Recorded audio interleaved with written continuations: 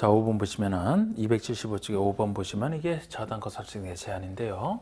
자, 우리 저당권 설정의 제한에 대해서는 간략하게 말씀을 드리면 이게 예정자 보호 조치이기 때문에 우리 사업주체가 주택을 건설해서 예정자에게 주는 과정을 살짝 말씀드리면은 예정자 보호 조치니까요. 사업주가 대지를 먼저 취득을 합니다. 대지를 취득을 하죠. 대지를 이전 등기를 통해서 등기받아 취득한다고 봅시다. 대지를 취득한 상태에서 사업 승인을 받겠죠. 사업 승인을 받아서 사업 시행권을 딴 상태에서 착수 신고가 착수하게 되는데 완공이 됐다. 그러면 이제 사용 검사를 받고 쓴다 그랬죠. 그런데 완공이 돼서 완공한 사람이 사업주가 완공했으니까 자기가 아까 원시 취득해서 자기 앞으로 이제 보존 등기를 할 겁니다. 보존을 한 상태에서 나중에 예정자가 잔금 내고 들어오면 안전하게 넘겨줘야 되는데 이 사업주가 자기 앞으로 등기가 되어 있는 상태에서 예를 들어 예정자가 해가 되게 돈을 빌리면서 저당권 설정해놓고 도망간다. 아니면 용익권을 설정해도 피해가 되죠. 아니면 처분해서 소유권 넘겨주는 거 다 피해가 됩니다. 그런 것들 저당권 등을 예정자 보호에서 설정하는 거 못하게 제한하겠다는 얘기예요. 그래서 언제부터 언제까지 못하게 하냐면은 입주 예정자 보호 조치이기 때문에 입주자 모집 공고 승인 신청일로부터 우리 입주자 모집 공고 승인 신청일이면은 사업 승인 받은 후에 입주자 모집할 수 있고 우리나라는 선분양 후시공이기 때문에 이 사이에 대충 이제 그려놨습니다. 그리고 이때부터 보여주면 충분한 보호가 되는 거 이때부터. 이전에는 입주자 그림자도 없으니까 이때부터 관련됐다고 봐도 충분한 보호가 되고요. 우리 사용검사를 받고 나서 입주를 시킨다 그랬죠. 그러면은 사업주가 통보한 입주 가능일이 우리 잔금 내고서 이제 그 등기에 필요한 서류를 받아서 입주할 수 있는 때 아닙니까? 그래서 우리 입주 가능일은 예정자가 자기 앞으로 이전 등을 신청할 수 있는 이전 등기 신청 가능일과 같은 얘기가 돼요. 같은 얘기가 됩니다. 요때로부터 60일까지 보호를 해준다라고 생각하시면 돼요. 그래서 원칙은 입주자 모집 공고 승인 신청일로부터 입주 가능일부터 60일까지 이 기간 동안에 예정자 동의 없이 예정자에게 해가 되는 저당권을 설정하지 말라고 하는 겁니다. 그런데 사업주에서 주택조합이라면 주택조합이 조합원에게 줄 때는 입주자 모집을 안 하니까 예외적으로 사업계획 승인 신청일로부터 요때가 되는 거예요. 이거는 주택조합이 할 때고 보통이라면 요때로부터 요때, 주택조합이라면 요때로부터 요때 이렇게 보시면 돼요. 그리고 여기서 위반을 했다, 하우스가 하지 말라고 했다 그러면은 이상하게 우리 공급 파트에서는 뭐 형사처벌 잘 나진 않아요. 우리 공법은 형사처벌은 잘 안 내. 그런데 개인이 위반한 것을 지킬 것을 개인이 위반을 했다면 3년 3천만 원짜리 형사처벌인데 사업주체가 위반하는 이 두 가지는 아까 분양가 상한제도 마찬가지로 이 두 가지는 개인에게 수많은 피해를 주는데 오히려 작아요. 2년 2천만 원짜리. 그래서 여기서 사업주가 위반하면 2년 2천만 원짜리에 처벌을 하거든요. 그래서 위반하는 경우가 많았고 그래서 나중에 내온 게 예정자 보호주체로 부기등기제도가 나중에 추가된 겁니다. 우리 부기등기제도는 사업주체라고 하면 이 본인이 가지고 있는 대지나 주택에 대해서 이거는 예정자의 동의 없이는 저당권을 설정할 수 없는 재산 이 사실을 의무적으로 부기등기하게 해놓고 부기등기를 이후에 다른 등기를 했다. 그 뒤에 것을 다 무효로 만들어버려요. 그럼 예정자가 확실히 보호를 받습니다. 그럼 중요한 것은 부기등기 시기거든요. 뒤에 것을 무효로 만들어버리니까 여러분 대지에 대해서는 취득할 때 할 필요 없어요. 예정자 보호 조치니까 쪼고다가 입주자 모집 공고 승인청과 동시에 부기등기하면 됩니다. 이때부터 보여주면 된다 그랬잖아. 근데 주택은 이때 하고 싶어도 못하는 게 나중에 완성이 되기 때문에 주택은 보존 등기 신청과 동시에 하면 돼요. 보존 등기도 되기 전에는 저당권을 아예 설정할 수가 없죠. 그러니까 대지는 이때 입주자 모집 공고 승인청과 동시에 주택은 보존 등기 신청과 동시에 뒤에 것이 무효. 그리고 원칙적으로 부기등기는 말소 못해요. 보호조치이기 때문에. 그런데 예외적으로 말소할 수 있는 경우 세 가지가 사업 승인이 취소가 됐다 그러면 공사 못하니까 보호조치가 필요 없어요. 그 다음에 예정자가 예를 들어 이때쯤 이전 등기를 자기 앞으로 신청했다 그러면 말소해서 다른 등기 하더라도 등기 순서에서 먼저 보호받기 때문에 말소해도 상관없어. 또 하나 60일까지 보니까 입주 가능부터 60일이 지났다. 보호할 필요가 없어서 말소할 수 있는. 그래서 우리 5번 보시면 주택건설 사업에서 건설되는 주택대지에 대한 사업주체의 저당권 설정이 제한되는 기간은 자 다른 얘기 없죠? 그리고 가로 속에 주택조합의 경우 제외죠? 그러면 5번에 그냥 입주자 모집공고 승인 신청으로부터 사업체가 통보한 입주 가능일이요 60일이 된 날까지가 맞는 거예요. 4번은 6월까지라서 안 되는 것이고 그냥 5번 보시면 됩니다. 그 다음에 6번 보시면은 사업주체는 예정자의 동의 없이는 양도 등이 될 수 없는 재산임을 주택 및 대지의 소유권 등기에 부기등기해야 된다. 그 시기로 써오른 거 부기등기 시기 아닙니까? 그럼 이것은 대지에 대해서는 입주자 모집공고 승인청과 동시에 건설 주택에 대해서는 소유권 보존 등기와 동시에 하라. 답이 5번이 되죠. 답이 5번이 되는 겁니다. 그 다음에 7번 보시면 사업체 부기등기와 관련된 내용이다. 옳은 것을 했는데 1번 부기등기일 이후에 해당 대지나 주택을 양수하거나 제한물권을 설정받은 경우 압류 등이 됐다. 그 효력을 취소할 수 있다. 부기등기일 이후에 해지 등기는 효력 무효. 그래서 1번 틀렸고 2번에 사업주체는 입주자가 소유권 이전 등기를 마치는 때까지 부기등기를 말소할 수 없다. 꼭 이전 등기 시까지 부기등기 말소할 수 없는 게 아까 봤듯이 사업 승인이 취소가 되거나 이전들이 이미 신청을 하거나 60일이 지났다. 그때는 말소할 수 있기 때문에 틀린 얘기고 3번의 사업주체는 사업계획 승인이 취소되면 부기등기를 말소할 수 없다. 말소할 수 있는 사유.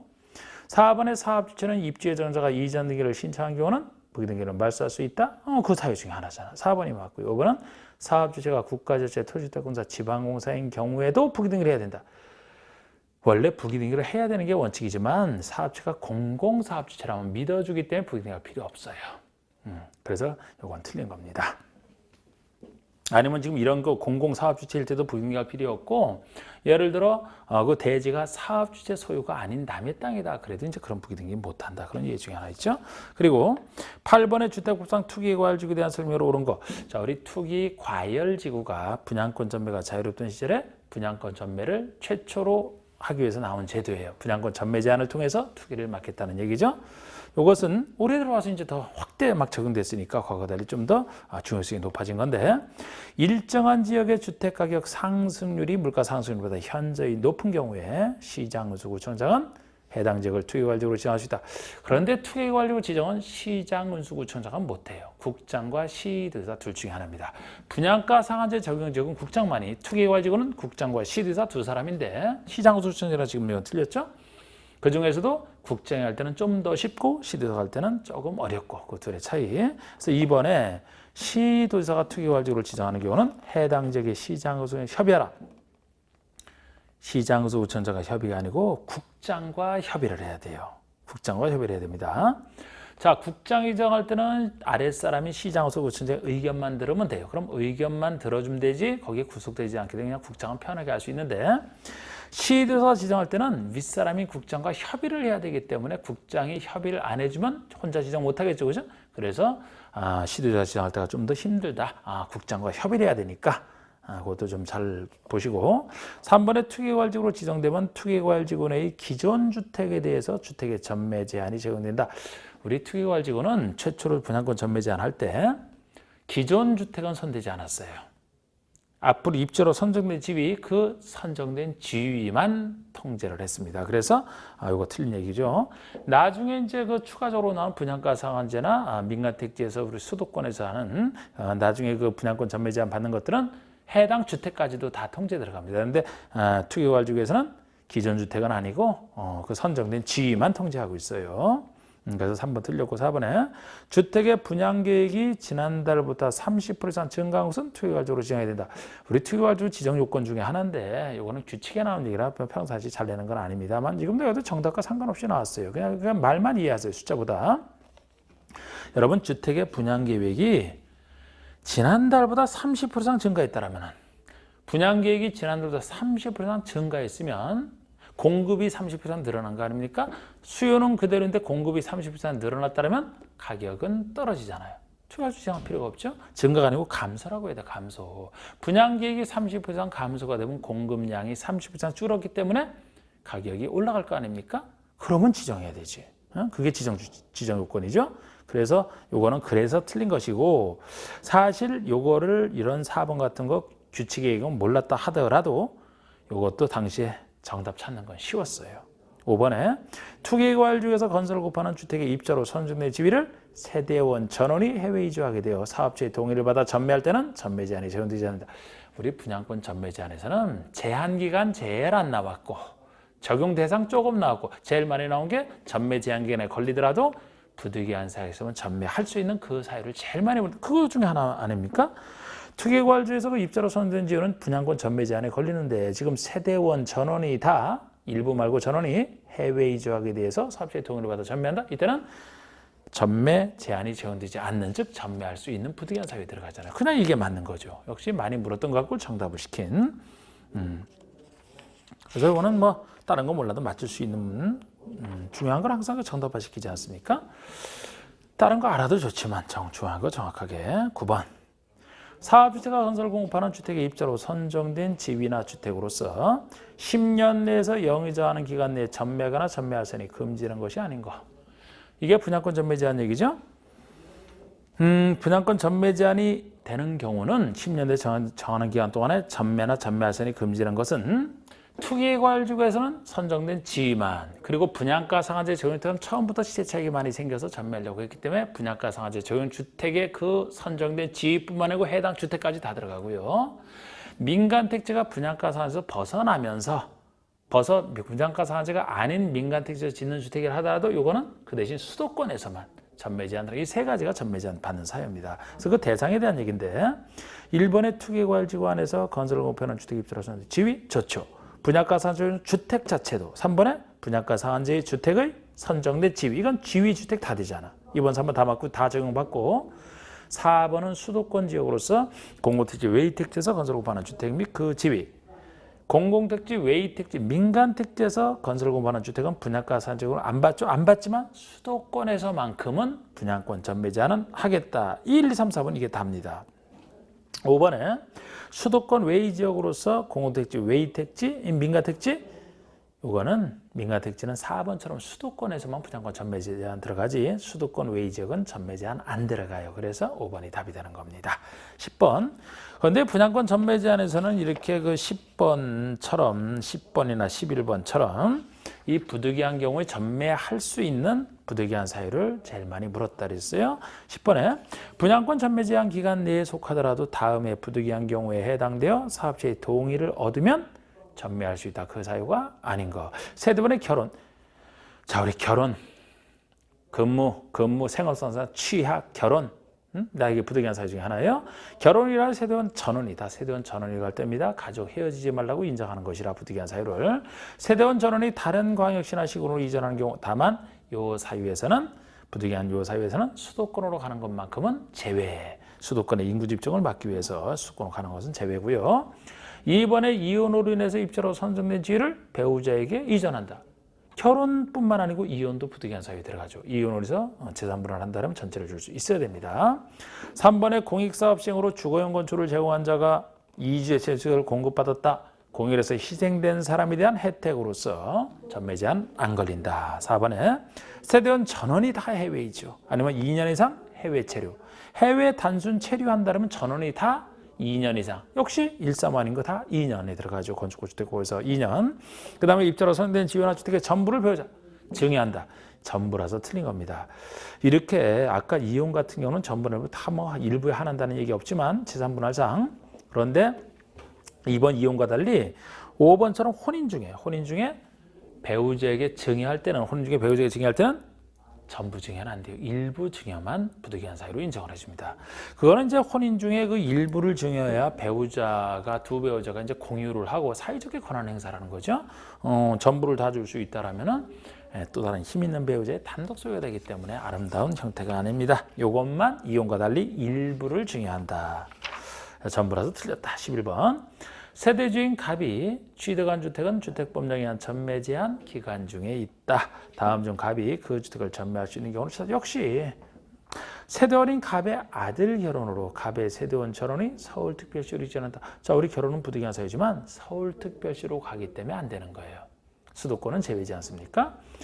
안 되고 2번에 이혼으로 입자로 선대지를 배우자에게 이전한다. 이혼 부득이한 사유. 맞습니다.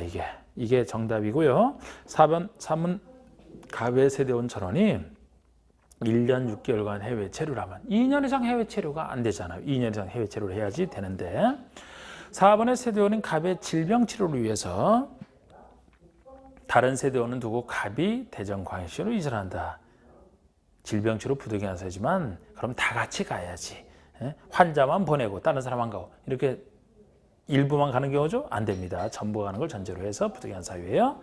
5번에 상속에서 취득한 주택으로 세대원은 일부가 이전한다. 역시 일부가 이전하기 때문에 부득이한 사유가 아닙니다. 전원이 갈 때를 전제로 하죠. 그래서 답은 2번만이 되는 것이고 12번의 주택법상 분양권 전매 제한에 대한 설명으로 옳지 않은 것을 했는데 요거는 분양권 전매 제한 적용을 받는 주택을 이건 지위 아니고 그 주택만 이 주택을 부득이한 사유로 전매할 때는요 한국토지주택공사가 그 주택을 우선 매입할 수는 있어요. 그러나 좀 이건 잘 나오지는 않는 얘기인데 이런 얘기도 있고 우선 매입할 수 있죠. 이번에 사업주체가 분양권 전매 제한을 받은 주택을 공급할 때 그 주택의 소유권을 제3자에게 이전할 수 없음을 소유권에 관한 등기에 부기등기해야 된다. 이 주택에 대해서만 역시 일정 기간 동안 전매할 수 없음을 부기등기하라는 겁니다. 3번의 부기등기는 주택의 소유권 보존 등기와 역시 동시에 하게 돼 있고 주택에 대해서 4번의 위법하게 전매한 자는 분양권 가지는 개인이 위반했으니까 3년 3천만 원 맞고요. 5번에 위법하게 전매가 이루어진 경우 사업주체는 일정한 금액을 매수인에게 지급하고 입자로 선전인지를 환매해야 된다. 환매하여야 한다가 아니고 환매는 자유예요. 할 수 있다는 겁니다. 그래서 사업주체가 그 위반한 자에 대해서 일정한 금액이 본인이 받았던 그 납부금에다가 이자 정도 합산한 그 금액을 매수인에게 지급하는 순간에 지급할 수 있는데 지급하는 순간에 이제 사업주가 취득한 것으로 보니까 근데 환매죠. 근데 환매할 수 있다요. 그래서 덜 나왔던 거고 13번에 이제 주택법상 공급지도 교란 금지를 위한 일정한 양도 등이 제한되는 것에 해당하지 않는 거 물었는데요. 자, 우리 주택법상 공급지도 교란 금지는 주택을 받을 수 있는 각종 증서나 지위를 교란한 시장 교란 행위를 금지한다. 뭐가 금지되어 있냐? 그런 주택을 받을 수 있는 증서나 지위를 양도, 양수, 알선, 각종 광고까지 다 금지가 돼요. 다 금지가 되어 있는데 금지되는 양도, 양수 개념에서 상속 저당만 제외입니다. 상속 저당은 제외예요. 우리 분양권 전매에서도 금지되는 전매에서는 다 포함하되 상속만 제외했는데 우리 공소 교란 금지는 상속 저당까지. 그러니까 상속 저당이 나오면 무조건 다 할 수 있다고 보시면 돼. 애초에 금지되는 얘기가 아니니까. 근데 상속 저당이 아닌 것이라면 이제 주택 공고를 받을 수 있는 증서나 지위에 대한 것이면 금지가 되고 주택 공고를 받을 수 있는 것이 상관없으면 허용이 되는 것이죠. 그리고 이제 금지에 대해서 금지했는데 위반을 했다 그러면 이제 여러 가지 거기에 대한 대응 조치가 마련되어 있는데 문제를 풀면서 보고요. 여기서 가장 기본은 무엇이 금지되는 행위냐 아니냐 구별하는 겁니다. 13번에 주택 공급지수 교란 금지로서 일정한 양도 등이 제한되는 것에 해당하지 않는 것. 제한되는 것이 해당되지 않으면 허용되는 걸 찾으라는 얘기인데 입주자 저축 증서. 입주자 저축 증서. 요거는 이제 주택 받을 수 있는 증서에 들어가죠. 금지되는 제한되는 것에 해당됩니다. 주택 상환사채 채권 중에선 요것이 유일하게 여기 걸려서 주택 받는 채권이잖아요. 다른 채권이 여기 안 걸려요. 이거 대상이 됩니다. 그리고 직장주택조합원으로서 국민주택을 받을 수 있는 지위. 자, 제가 지역과 직장주택조합원 지위면 지역과 직장조합주택 지은 것을 받을 수 있는 지위죠. 그래서 우리 조합파트에서는 여기에 관련돼 있기 때문에 리모델링 주택조합원 지위는 상관없이 그건 채로 받는 게 아니니까 지역과 직장조합원 지위는 원칙적으로 안 된다. 예외적으로 된다 했던 겁니다. 원칙으로 안 되는 게 여기에 걸려서요. 4번에 공공사업 시행으로 인한 이주택 대상자 확인서. 이주택으로 지어진 주택을 받을 수 있는 주택 받을 수 있는 지위에 딱 들어가자. 5번에 건물에 대한 담보물권자 지위. 자, 우리 건물에 대한 담보물권자. 어느 담보물권자가 주택을 직접 받습니까? 담보가치만 파악하고 있는 것이지 담보물권자는 주택 받는 게 아니죠. 이게 대상이 아닌 겁니다. 그리고 14번에 오히려 전형적인 문제가 이거예요. 14번에 다음 중 주택법상 주택의 공급시설 교란 행위에 해당하지 않는 것. 아까 교란 행위가 각종 주택 받을 수 있는 것 증서나 지위를 양도, 양수, 알선, 광고까지 다 금지가 되는데 상속저당은 제외라고 했죠. 그러면 교란행위에 해당하지 않는 것을 모두 찾으라. 그럼 여기서 일단 상속과 저당이 제외니까 상속과 저당 나오면 그것은 무조건 다 허용되는 걸로 보시면 돼요. 앞에 거 볼 것도 없이.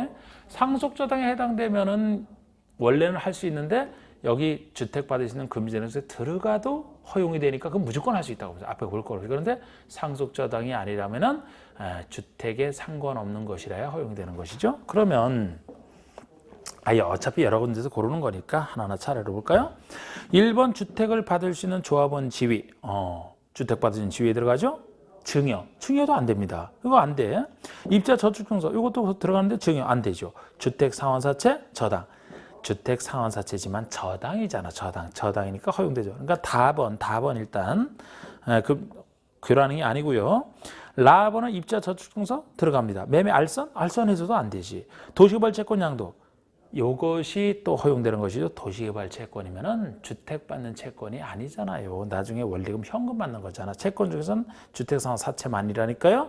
그러니까 이것이 허용이 되는 겁니다. 지금 다번과 마번 나왔죠? 다마. 그 다음에 바번이 시장에 발행한 무허건물 확인서. 그것도 이제 무허건물 확인서 하게 되면 주택을 받을 수 있는 딱지 중에 하나입니다. 이게 4번의 이주택 대상자 확인서도 맞는데 각종 4번에 매매할 목적으로 하는 전화 광고가 됐든 4번에 인터넷 광고가 됐든 다 금지가 되잖아. 그럼 지금 여기서 허용되는 것은 다번과 마번이라고 했나요? 그거만. 3번이 되겠죠.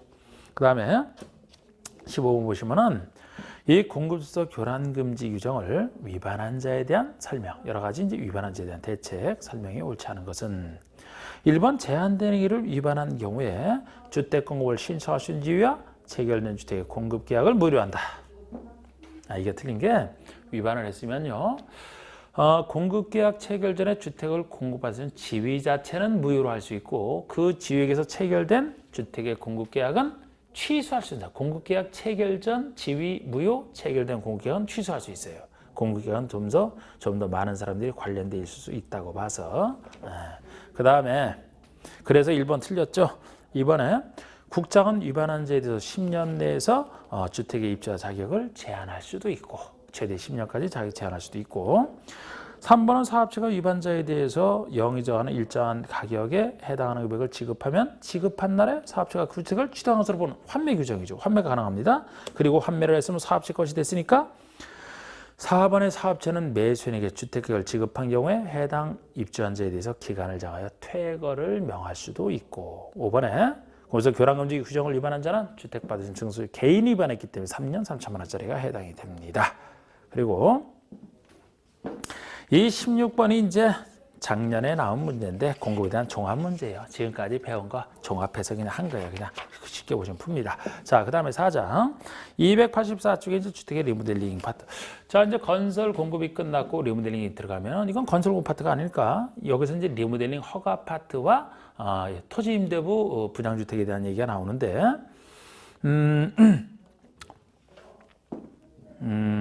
1번 보시면 주택업상 리모델링에 대한 설명 중 옳은 것은 자, 리모델링은 건축의 자산가치나 기능을 향상시키기 위해서 대수선하거나 신축, 중축, 대수선하거나 일부 중축 둘만 해당이 되죠. 신축 안 됩니다. 이번에 리모델링을 통한 건축의 증축은 사용검사로부터 15년이 경과된 국민주택에 대해서만 허용된다. 여러분 그 대수선은 최소 10년 지나면 되지만 일부 중축을 통한 리모델링 할 때는 그 일부가 넘으면 안 되거든요. 우리 용어 시간에 했던 거. 그 일부가 전체 전용 면적 기준으로 전체의 30% 내에서 대상 주택이 85면 비교적 작은 85 미만이라면 좀 더 넓게 40%까지 이게 일부 얘기고 그걸 넘어서면 안 되거든요. 일부에서 그 일부를 잘 하시고 나머지는 다 15랑 관련돼 있어요. 그래서 뭐 15년이 지나야 된다. 세대수 증가할 때는 최소 15%가 한도다. 수직 증축할 때도 15층 이상이면 3계층까지 15층이 안 된 14층까지 2계층 이런 얘기를 하는데 지금 이 부분은 15년이 경과된 건 좋은데 국민주택에 대해서만 이게 틀린 거예요. 15년이 경과된 주택이면 국민주택이든 아니든 주택이면 다 해당이 되는 겁니다. 그래서 틀렸고요. 3번에 증축형 리모델링을 위해서 안전진단을 실시한 결과 재건축 사업 시행이 필요하다고 결정한 경우는 사업 시행 인가 없이도 재건축이 가능하다. 자, 우리 안전진단은 리모델링 중에서는 대수선형이 아니고 증축형에만 허용되는 거예요. 증축형에서만 나오는 겁니다. 우리 증축하게 되면 새로운 면적 증가가 생기기 때문에 안전에 위험할 수가 있다고 봐서 증축형 리모델링을 하고 싶은 사람은 무조건 시장 등에게 안전진단을 요청해야만 되고 그럼 시장 등은 안전진단을 실시하게 돼 있어요.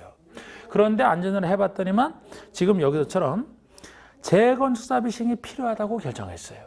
리모델링은 위험하대. 그래서 아예 부셔버리고 재건축했다. 그럼 재건축은 정비사업에 속하니까 정비법에 따라 해야 되고 리모델링을 허가하지 말라 이런 얘기가 나오거든요. 그런데 여기서는 그렇게 재건축이 시행이 필요하다고 결정된 경우는 사업 시행 인가 없이도 재건축 이게 말이 안 되죠.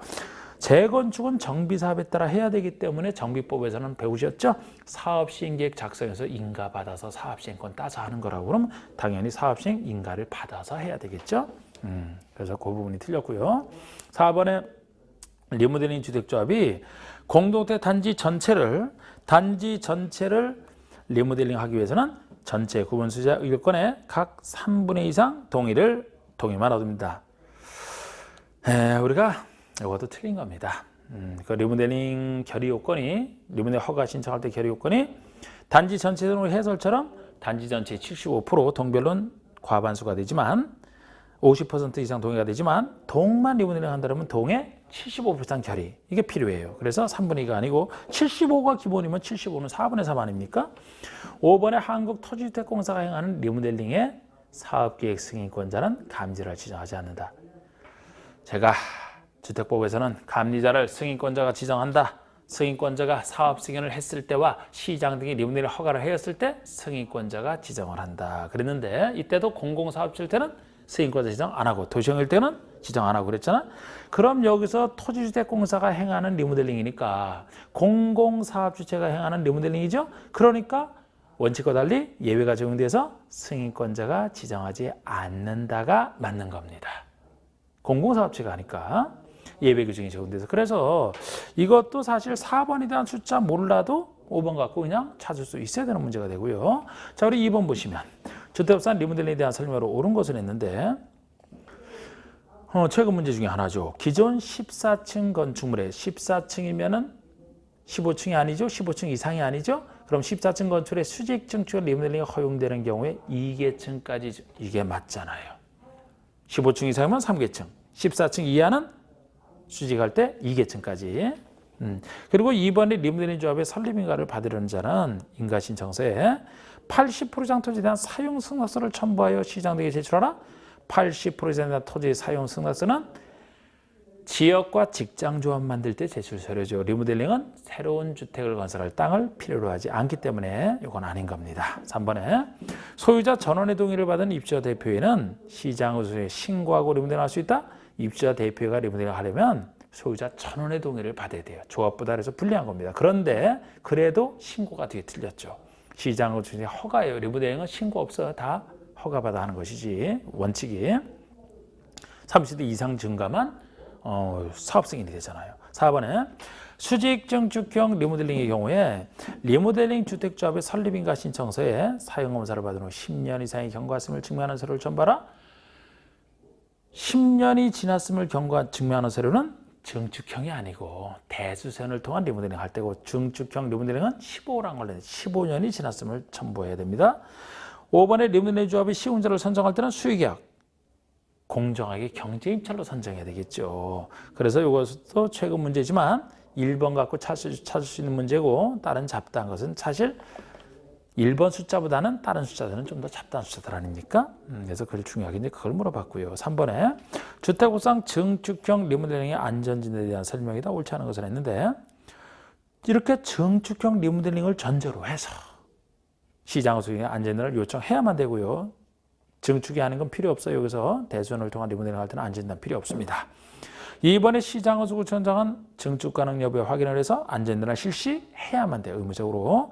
그럼 시장 등이 안전에 위험이 있다고 평가하여 재건축사업이 필요하다고 결정한 건축에 대해서도 증축과 리모델링을 할 수 있다? 아니 그러면은 재건축을 해야 되는데 증축과 리모델링을 허가하면 안 되죠. 위험하니까 할 수 없다 그래야 돼요. 4번에 시장허수구청장은 수직 증축형 리모델링을 허가한 후에 해당 건축의 구조 안전성 등에 대한 상세 확인을 위해서 안전진단을 실시해야 된다. 원래는 이제 리모델링 허가하기 전에 이렇게 안전진단을 하지 않습니까? 그런데 수직 증축형만큼은 더 위험하기 때문에 일단 허가하고 나서도 상세화해서 한 번 다라는 얘기예요. 이게 수직 증축에 대해서만.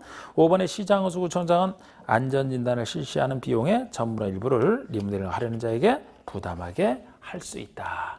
그래서 이건 요청이 한 안전진단이기 때문에 우리 마치 재건축 안전진단을 배웠던 것처럼 요청의 경우를 전제로 하기 때문에 요청한 자에게 부담하게 할 수 있다 이렇게 보시면 돼요. 4번에 주택부상 토지임대부 분양주택 일종의 반값 아파트 주택만 분양받고 토지는 분양받지 않은 여기에 대한 설명이다. 옳지 않은 것은 1번의 토지임대부 분양주택에 대한 토지에 대한 임대차 기한 토지는 임대차를 맺어야 되겠죠. 기간은 20년 40년이 한도예요. 40년으로 한답니다. 이 경우 주택 소유자 75% 이상 4분의 3 이상의 계약 갱신을 청구하면 20년 범위에서 갱신할 수 있다. 이것도 40년 범위에서. 그래서 40, 40이죠. 2번에 주택을 공급받은 자가 토지 소유자 임대차 계약을 체결한 경우에 주택의 구분 소유권을 목적으로 하는 그 토지 위에 지상권이 설정된 것으로 본다. 우리 토지 임대 분양주택이 일종의 그 서민들이 그 반값 아파트 아닙니까? 주택만 분양받아 주택값만 지불했으니까 토지는 아니고 그래서 이 분양주택을 공급받은 자에 대한 도와주는 규정이 보호하는 규정이 필요한 거예요. 그 중에 하나가 이겁니다. 계약 체결한 것은 임대차 계약, 채권 계약인데 지상권 설정된 효과가 생겨요. 3번의 토지임대료. 토지임대료는 해당 토지 조성 원가, 이 조성 원가는 공공택지의 경우고요. 이에 1년, 3년 만기 정기예금 평균 이자율을 적용하여 산정하고 또는 감정가. 이거는 공공택지 외 민간 택지를 전제로 해서 역시 똑같은 이자를 적용하여 산정하는 이걸 기준으로 산정한다. 정답은 제가 1번 틀리긴 했습니다만 3번 구별하는 게 더 중요해요. 이 토지임대 분양주택을 주로 서민들이 받는데 이 임대료가 비싸면 거기 견딜 수가 없습니다. 그래서 임대료는 조성원가를 기준으로 산정하느냐 감정가를 기준으로 산정하느냐 시가는 아니고 그죠? 조성원가 훨씬 싼 거잖아. 공공택지에서 희생하라는 겁니다. 공공택지가 조성원가, 공공택지 외의 택지에 지은 경우는 민간택지에서는 감정가 이자율 적용해서 이 정도니까 이제 싸게 되는 것이고 이 둘을 잘 구별하셔야 돼요. 서로 바뀌면 틀립니다. 4번의 토지주자는 토지 임대료 약정을 체결한 후에 2년이 지나기 전에는 임대료 증액을 청구할 수 없다. 2년 지난 다음에나 증액 청구하라는 거예요. 증액을 청구. 이것도 그 보호인데 임차인 보호인데 2년이 지나야지만 증액 청구. 2년 135 아닌 거 2년. 이것도 쓰잖아요. 여기서도. 그 다음에 5번의 주택의 소유자가 임대차 기간이 만료되기 전에 주택을 철거하고 재건축을 하고 싶다. 그러면은 토지 소유자 동의도 받아야 재건축할 수 있지 않습니까? 이 경우 토지 소유자는 정당한 사유 없이 거부할 수 없다. 그래서 이것도 역시 그 분양주택 받은 사람 보호를 위해서 토지 소유자가 거부 정당한 사유 못한다 이렇게 하고 있어요. 그리고 이제 농지법 들어가는데요. 여러분 농지법은 두 문제 나오는 법인데 항상 제가 하는 얘기지만 농지법은 한 문제에 맞출 생각으로 하시면 돼요. 농지법에서는 원래 출제하는 사람들이 한 문제는 쉽게 내 있고 내게 돼 있고 한 문제는 어렵게 내게 돼 있습니다. 만약에 그 농지법 두 문제가 다 전체 문제인데 이거를 두 문제 다 맞추게 하면 농지법에서 만점 얘기가 된다는 얘기 아닙니까? 그래서 난이도를 하게 돼 있어요. 그래서 한 문제만 그냥 이거를 양도 엄청 많은데 예를 들어 농지법이 뭐 중개실무보다 그 조문수다 농지법만 해도 많은데 이거를 두 문제를 다 맞출 생각이면은 너무 깊게 들어가야 돼. 그럼 비효율적인 공부가 돼. 그래서 좀 편안하게 생각하시면서 좀 핵심만 하고 아주 세세하게 들어가는 건 빼고 그래서 한 문제 정확히 맞추면 합격이고 한 문제 더 맞추게 하는 건 너무 많은 노력을 필요로 하기 때문에 좀 어렵게 내게 돼 있어가지고 한 문제 맞추면 돼요. 근데 한 문제도 못 맞추면은 뭐 포기한다 해서 한 문제 못 맞추면 안 돼. 쉽게 낼 수 있는 건 맞춰줘야죠. 한 문제가 중요한데 절대 포기하면 안 돼. 이거 거기에 맞춰서 하니까 오늘도 이제 이거 짧은 그 뭐 약 1시간에 걸쳐서 그냥 할 겁니다. 이거를 자 보세요. 그래서 거기에 맞춰서 이렇게 해놨기 때문에 자 1번 농지법 규정한 농지에 대한 설명이 잘못된 거 1번 농지는 그 지목이 전답과서는 중 하나? 아니죠.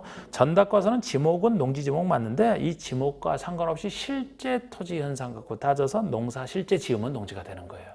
아무리 전답과서라도 농사 안 지으면 농지 아닙니다. 전답과서는 아니더라도 농사 지으면 농지가 되고 실제 현상으로 따진다는 거예요. 그래서 틀렸고 2번에 생육기간이 2년 이상인 식용, 약용으로 이용되는 식물이 이게 다년성 식물인데요. 다년식물을 재배하는 토지? 농지죠. 3번에 농지에 설치하는 축산물, 특히 축사부지 농지에 해당된다는 거. 농산물 생산물 뭐 비닐하우스 부지, 버섯 재배에서 당연히 농지죠. 축산물 생산물 부지는 축사부지도 농지에 해당되기 때문에 이거는 농지인사세 그대로 설치하면 되는 게 축사입니다. 전용 아니에요, 이거는. 4번에 초지법에서 조정된 초지는 농지에서 제외된다. 제외되는 셋 중에 하나죠. 우리 초지는 초지법이 따로 있기 때문에 초지법 적용 받으면 돼서 농지에서 빠지는 겁니다. 그리고 지금 이 제외되는 것 중에 하나가 초지법 초지인데 또 하나는 우리 전답거선이 아닌 땅이라면은 농지가 될 수 있는데 농지가 될 수 있는데 농작물 경작에 3년 이상 계속 이용돼야 농지로 봐요. 3년 미만에 불과한 것은 농지 아닙니다. 전답과세는 잠깐만 농지는 농지대 전답과세는 아닌 땅. 그리고 또 하나가 임야인 상태에서 산지 전용화를 거치지 않고 그러니까 산지 그대로 임야 그대로 전용 거처 없이 임야인 상태에서 농사지으면 그거 임야로 봐야 되기 때문에 농지에서 빠지는 거. 자, 5번에 조경 관상용 수목과 그 묘목 재배하는 땅은 농지에 해당한다. 원래 수목이 보통 수목을 재배하는 게 임야 아닙니까? 그런데 조경이나 관상용 수목처럼 손 많이 가는 것은 요거 농지에 해당이 돼요. 이 지을 땅이. 그런데 이것도 괄호 속에 조경 목적으로 이미 식재한 것은 재배 목적에는 조경 목적으로 식재했다라면은 조경용 수목을 사서 정원에 심은 거 아니겠습니까? 그거는 농지 아니에요. 재배. 정확합니다. 1번만 틀렸고요. 2번에 농수산 농지에 해당하는 것은 그러니까 1번 조경 관상용 수목을 조경 목적으로 식재한 거 조경 목적으로 식재한 것은 아니다. 정원이니까 조경 목적. 지목이 임야인 토지로서 임야인 상태에서 산지 전용 허를 거치지 않고 인삼 재배에 사용된다. 이거 농지에서 제외된다 그랬잖아요. 초지만 초지니까 제외되는 겁니다. 4번 4년 동안 옥수수를 경작해온 지목이 대인 토지. 지목이 되면 전답거선이 아니죠. 전답거선이 아닌 땅이면 적어도 3년 이상 계속 이용돼야 농지 3년 미만은 제외된다 그랬잖아. 지금 4년 동안 옥수수를 재배했네요. 그러면 3년 이상이 들어가죠? 농지죠. 답이 4번이 되는 겁니다. 5번의 지목이 임야인 토지로서 산지 전용 허가를 거치지 않고 농작물을 경작한다. 임야. 농지 아닙니다. 산지. 자, 그래서 4번만 되고 3번에 농수산 용어가 잘못된 것은 농지부산 용어. 여기서 농업법인이라면 영농조합법인과 업무집행권자 중에 3분의 1 이상이 농업인인 농업회사법인 합쳐서 부르는 거 정확합니다. 3분의 1 이상. 2번에 작용이라 하면 작용. 이건 이제 경영보다 조금 작은 개념이죠. 스스로 경작한다. 소유농지에서 주로 이제 스스로 경작하는 걸 작용이라고 합니다. 그래서 농업인이 소유농지에서 농작물 경작이나 다식물재배 상시 종사하든지 농작업의 최소 반 이상을 2분의 1 이상을 자기 노동력에서 경작 재배하는 것과 농업법인이 역시 그 소유농지에서 농작물 경작 재배하는 것을 합쳐서 3번에 위탁 경영을 한 경영을 맡기는 게 위탁이에요. 예외적으로 이제 위탁 경영 가능한데요. 본인이 경영해야 되니까 자 농지 소유자가 타인에게 일정한 보수를 지급할 것을 약정하고 농작업의 전분의 일부를 위탁하여 향하는 이게 위탁 경영입니다. 4번 농지 전용이랑 옮길 전자를 쓰죠.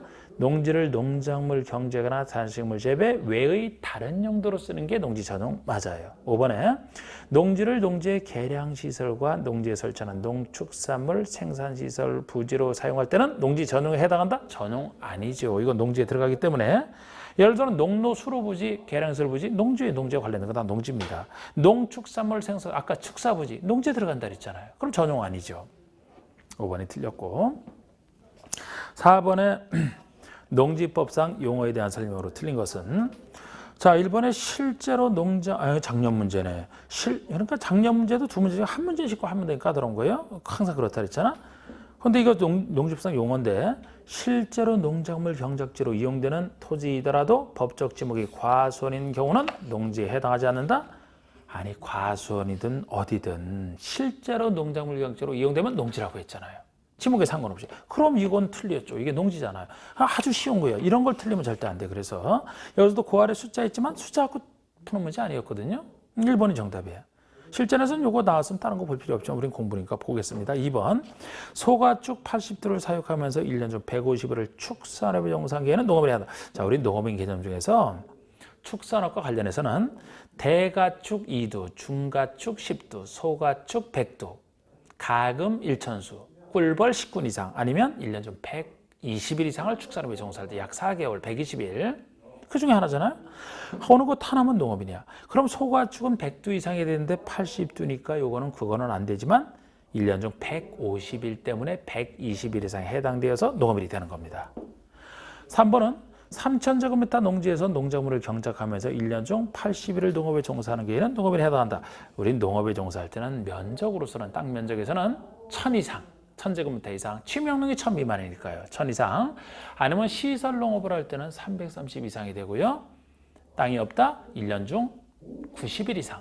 아까 축사로는 120일, 농업은 약 3개월은 충분히 농사가 된다. 90일 이상. 그래서 지금 여기서는 80일은 90일 이상이 아니어서 안 되지만 3,000제곱미터 농지 이것 때문에 농업일이 되는 거 1,000 이상이잖아요. 그리고 해설은 뭐 역시 다 해놨지만 우리 농산물이 연간 1년 동안 판매액이 한 달에 10만 원 꼴에서 120만 원 이상이면 농업이 되는 것도 있죠. 그리고 4번에 인삼 재배지로 계속 이용되는 기간에 4년인 지목이 전인 토지는 농지에 해당한다. 지목이 전이면 전닭과선 중에 하나고 잠깐만 농사지도 농지 아닙니까? 그런데 4년씩이나 농사졌대. 당연히 농지죠. 그러면 5번에 농지 소유자가 타인에게 일정한 보수를 지급하기로 약정하고 농작의 일부만을 위탁하여 행하는 경영도 위탁 경영이죠. 전번 일부 다 들어가니까요. 그 다음에 자, 우리 농지 소유 취득 단계가 나옵니다. 여러분 일단 여러분들 다 알고 계시면 많이 쓰진 않는데 우리 농지의 그 소유 파트가 이제 농지 전체를 관통하는 기본 그게 나오는데 자, 우리 농지는 자기의 농업 경영에 이용할 자가 농지를 소유하라. 이게 대원칙이에요. 그러니까 농지를 소유하는 사람은 자기 경영에 쓰라는 겁니다. 자기 경영에 써야 되니까 남에게 못 빌려주는 게 원칙이고 자기가 해야 되니까 쓸 것을 정당한 소유 안 쓰면 처분 의무도 생기는 것이고 경영할 사람이 소유해야 되기 때문에 나중에 취득할 때도 농지를 취득할 때는 농지 취득 자격을 발급받아야 이렇게 이제 연결되는 부분이거든요. 그런데 예외적으로 우리 농지법에서는 자기의 경영에 이용하지 않아도 원래 경영해야 소유할 수 있는데 경영에 이용하지 않아도 소유할 수 있는 예외적 소유를 농지법에서는 정하는 게 있어요. 다른 법에서는 예외적 소유 못 정해요. 요거만 제가 적어놓고 하겠습니다. 자, 우리 국가나 그냥 보고 판단하시면 되고 이 중에 일부는 나중에 제가 두 음자로 외울 것이고 국가지자체 행정청이라면 경영 안에도 소유할 수 있잖아요. 학교 등의 실습지, 농업고등학교 등이 애들 가르치려고 실습지 등으로 취득한다. 목적 사업을 해서 취득하는 거죠. 그리고 이제 경영 자체는 아니지만 목적 사업을 해서 취득할 수 있게 해놨습니다. 3번에 주말 체험영농이면은 취미영농이니까 경영하는 건 아니잖아. 취미영농으로 취득할 수 있게 해놨어요. 그 다음에 우리 이농, 농촌을 떠나는 이농할 때는 적어도 8년 이상 경영하다가 8년 이상 경영 후 이농할 때만 8년 이상 이 정도가 될 때만 이농 농사 안 지어도 소유할 수 있게 해줍니다. 그 다음에 5번이 상속이나 유증 포함해서 상속받는 것도 농사 안 짓는 자식도 상속받아 소유할 수 있게끔. 그 다음에 이제 담보농지 취득이라고 해서 금융기관 등이 농민에게 돈 빌려주고 담보 잡아놨다가 농민이 돈 안 갚을 때 본인이 경영할 사람은 아니잖아요. 금융기관이니까 직접 취득할 수 있게 해주는 거예요. 채권 회수를 위해서. 그 다음에 7번이 전용 허가를 받거나 전용 신고, 간단한 전용 신고를 했다.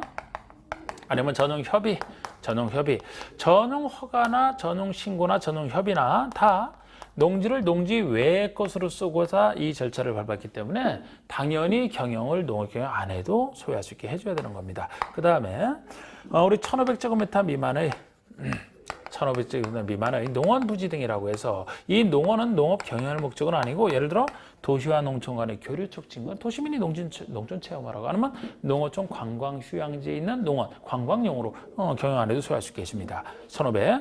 그 다음에 이제 영농요건 분리농지라고 해서 농사지을 영농요건이 상당히 불리한 농지. 영농요건 분리농지 왜 불리하냐? 농업진흥 밖의 농지를 전제로 하는데 평균 경사율이 15% 이상이라면 기계화 영농하기 힘들다는 거예요. 그래서 우리 이농에서 8년 이상이 나왔는데 나머지 이제 1,500, 15% 이것도 좀 기억하실 수 있는데 이거 영농요건이 상당히 불리하기 때문에 당연히 경영 안 해도 농사지을 땅 아니잖아. 소유할 수 있게 해줍니다. 그 다음에 개별법에 의한 거 이것만 다 일일이 적지는 않을 거예요. 그런데 이게 뭐 농어촌 정비법에 따라 농지를 취득한다, 공토법에 따라 수용한다. 무슨 법이야? 이렇게 나오면 이건 경영 안 해도 소유할 수 있다. 보시되 다른 개별법과 구별하기 위해서 우리 공익 목적으로 해서 미리 비축해 놓은 그 비축 농지가 있어요. 비축 농지까지 해서 이렇게 이제 이 예적서를 얘기를 했는데 1번 보시면 다음 중 자기의 농업경영에 이용하지 아니하는 농지라도 소유할 수 있는 그런 경우가 아닌 것. 경영 안 해도 소유할 수 있는 이 경우. 1번 종묘 기타 농업기자재를 생산하는 자가 그 목적 사업을 수행하고서 필요로 하는 과수, 인공수, 분유, 꽃가루 생산지로 농지를 여러 가지 중에 하나잖아요. 목적 사업 수행. 이게 학교 등의 실습지로 제가 가볍게 표현했던 겁니다. 학교 등의 실습지. 목적 사업 수행해서 하는 거, 예의적 소유. 주말 체험을 하려고 취득해서 있었고. 3번에 농업지능적 밖의 농지 중에 최상단부터 최하단부까지 평균 경사율이 10% 이상인 농지로서 0에서 하는 농지. 이게 영농요건 분리농지라고 0에서는 정해놨는데 이것이 틀린 게 15% 이상이 돼야 되잖아. 10% 갖고 안 되죠. 4번에 전용 허가를 받거나 전용 신고를 한 자가 소유한다. 전용 8년 이상 경영하다 이농하는 경우 이농당시 소유한 농지를 계속 소유하는 거. 8년 이상 이농 정확합니다. 3번이 틀렸죠. 2번 문제. 다음은 농지 소유 상한제와 관련된 설명이다. 옳은 거. 여러분 농지 소유 상한제는 농지를 최대 얼마까지 소유할 수 있나 그런 얘기인데 우린 농사 짓는 사람의 소유 상한제 없어요. 대규모 영농 육성으로 해서 농업 경쟁력을 확보하려고 없고 농사 안 짓는 사람 중에서 세 사람이야.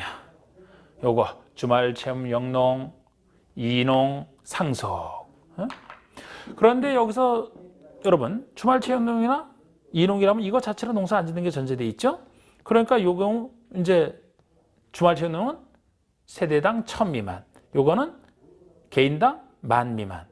근데 상속 같은 경우는 요 말만 해서는 안 돼요. 상속이라면은 이 상속이라는 말 속에서는 상속받은 농사 짓는 사람도 있고 안 짓는 사람도 있잖아요. 그래서 여기서는 상속받은 자 중에서도 경영을 하지 아니하는 자 이 말이 붙어야 돼요. 그게 만까지입니다. 상속농지 중에서 만 여기 이제 1000이고요. 1000 미만이고 그러면 옳은 것 했는데 1번에 상속받아 농지를 취득한 자는 1만 제곱미터 이내의 것에 하나여 농지를 소유할 수 있다. 이렇게 하면 틀린다고요. 상속받아 농지를 취득한 자로서 무슨 말이 들어가야 되냐면 농업 경영을 하지 아니하는 자 말이 들어가야 돼요. 그래서 틀렸고요. 주의하시고 2번에 5년 이상 경영을 한 후 이농한 자, 이농 당시 소유 농지 중에서 1만 제곱미터 이내 것에 하나여 소유할 수 있다. 이거는 앞이 틀렸죠? 8년 이상 경영으로 이농한 자가 전제되어 있어야 돼. 그 다음에 3번에 주말 지원을 하고자 하는 자는 각 세대원당 1000 미만. 요거는 어디가 틀리냐면은 1000 미만은 다 좋은데 지금까지 1, 2, 3번이 숫자는 다 줘요. 그런데 3번은 각 세대원당이 틀렸어요. 1, 2번 같은 경우는 개인 소유 각 사람당인데 주말 체험은 어느 사람이 취득해서 전체 세대가 같이 침해하려고 한 거 아닙니까? 그래서 각 세대원당이라고 원을 빼야 돼요. 세대당이라는 것은 그 세대원 전부가 소유하는 총면적으로 따지겠다는 거예요. 각자 소유가 아니고 총면적으로. 줄이면 말이 세대당이 되지. 세대원, 원당이 아니고. 그게 틀렸고. 4번에 주말 체험을 하고자 하는 자가 한국농어총에서의 위탁하여 임대를 전문가에게 위탁하여 농지를 임대하거나 사용된다면 소유상한을 초과하더라도 임대 사용되는 기간 중에는 계속 소유할 수 있다. 우리 소유상한에 걸리면 일단 초과분은 처분 의무가 생기는 게 기본이거든요. 그런데 지금 여기처럼 한국농어총무사 등에 위탁하여 빌려준다라면 그 빌려주는 동안은 소유상한을 초과하여 소유할 수는 있어요. 그러면 처분 의무가 안 생기겠죠. 그런데 4번은 틀린 게 취미영농은 남에게 못 빌려줘. 본인이 취미영농 하려고 취득하기 때문에 해야 되지 남에게 못 빌려줍니다. 임대할 수 있는 사유가 아니기 때문에 이 규정을 이용할 수가 없어요. 5번처럼 나머지 8년 이상 이농, 여기 이농이든 상속이든 둘 다 해당된다고. 이런 경우는 농어총무사에게 위탁하여 농지를 임대에 사용된다면 소유상한을 초과하더라도 임대에 사용되는 기간 중에는 계속 소유할 수 있다가 맞는 겁니다. 다른 거 왜 틀린지 잘 보세요. 그 다음에